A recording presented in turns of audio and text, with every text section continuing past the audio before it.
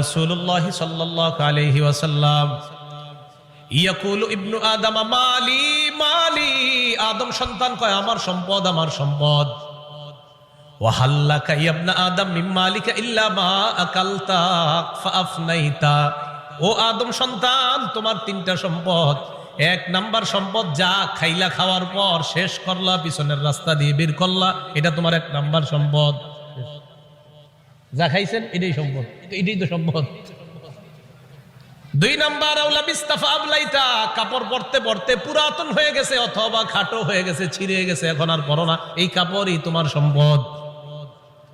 তিন নাম্বার আও তাসাদদাকতা ফাআমজাইতা, সদকা করতে করতে কিছু সম্পদ তুমি কমিয়েছিলা, তোমার মনে হচ্ছে তোমার সম্পদ কমে গেছে, আমি নবী বলে গেলাম তোমার এই সম্পদটা কমে নাই, এটাও তোমার সম্পদ, মরণের পর আল্লাহর কাছে পেয়ে যাইবা।